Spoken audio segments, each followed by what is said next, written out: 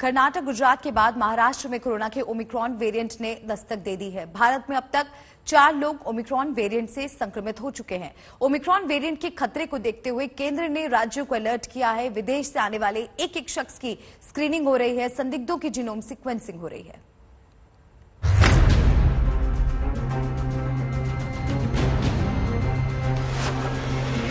दक्षिण अफ्रीका से निकला कोरोना का नया वेरिएंट भारत में घुसपैठ लगातार कर रहा है।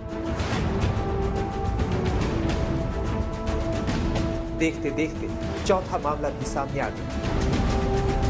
मुंबई में 33 साल का शख्स कोरोना के ओमिक्रॉन वेरिएंट से बीमार हो गया है। यह शख्स दक्षिण अफ्रीका के केप टाउन से दुबई होते हुए मुंबई पहुंचा है। वहीं गुजरात के जामनगर में ओमिक्रॉन वेरिएंट का देश में तीसरा मामला मिलने से हड़कंप है।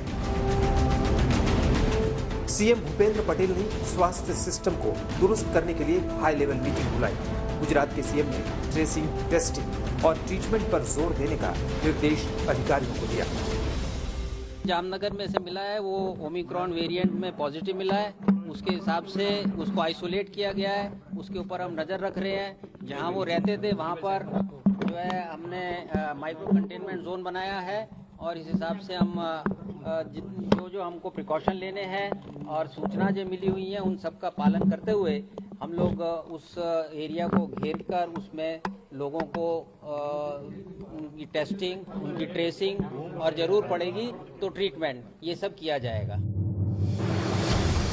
गुजरात से पहले कर्नाटक में भी ओमिक्रॉन वेरिएंट से संक्रमित 2 मामले सामने आए हैं। ओमिक्रॉन के खतरे को देखते हुए संदिग्ध मरीजों का सैंपल जीनोम सीक्वेंसिंग के लिए भेजा गया है। दिल्ली में 12 में 8 संदिग्ध मरीजों के सैंपल को जीनोम सीक्वेंसिंग के लिए भेजा गया है। जयपुर में 2 परिवारों के 9 सदस्यों में कोरोना पाया गया है। चिंता बढ़ाने वाली बात यह है कि इनमें से 4 सदस्य हाल ही में दक्षिण अफ्रीका से लौटे हैं। सभी के सैंपल जांच के लिए भेजे गए हैं। वहीं तेलंगाना में एक महिला का कोविड सैंपल जीनोम सीक्वेंसिंग के लिए भेजा गया है। लखनऊ में 2 महिलाएं संक्रमित पाई गई। दोनों ही महिलाएं हाल ही में केरल से वापस लौटी। मरीजों के सैंपलों की जीनोम सीक्वेंसिंग कराई जा रही है।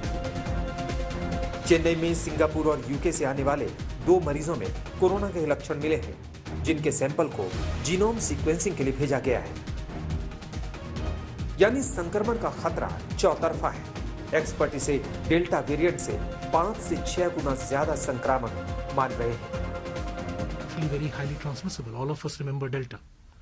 So a virus that can have greater immune escape than Delta, break previous vaccinations or previous infection immunity better, and is also transmissible, is certainly capable of creating a wave of infections that you refer to when you talk about the third wave.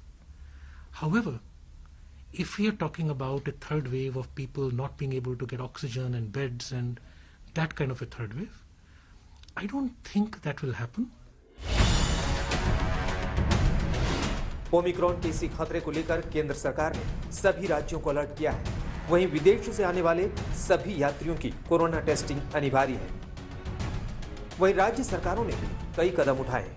Karnataka में विदेश से आने वाले सभी यात्रियों को airport पर RT-PCR test करवाना जरूरी है। तेलंगाना में ओमिक्रॉन से निपटने और टीकाकरण के लिए कैबिनेट की एक उप समिति बनाई गई है। दिल्ली के अस्पताल में तैयारियों पर फोकस किया गया है। दिल्ली में अब तक 63,000 से ज्यादा बेड्स तैयार किए गए हैं। मध्य प्रदेश में ओमिक्रॉन के खतरे को देखते हुए प्रदेश सरकार ने स्कूलों को 50% क्षमता के साथ ही खोलने का फैसला लिया। पंजाब में 11 देशों से आने वाले यात्रियों की जांच की जा रही है। यूपी में बाहर से आने वाले लोगों को RT-PCR टेस्ट जरूरी किया गया है। राजस्थान में नए वेरिएंट को देखते हुए गहलोत सरकार ने वैक्सीनेशन पर ज्यादा से ज्यादा फोकस करने के निर्देश दिए हैं। ओमिक्रॉन को रोकने की जिम्मेदारी सिर्फ सरकार की नहीं है, आम लोगों की भी है।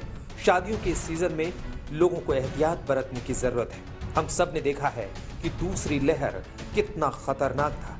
अगर ओमिक्रॉन वेरिएंट के कहर को रोकना है तो लोगों को भी कोविड प्रोटोकॉल का पालन सख्त तरीके से करना ही होगा।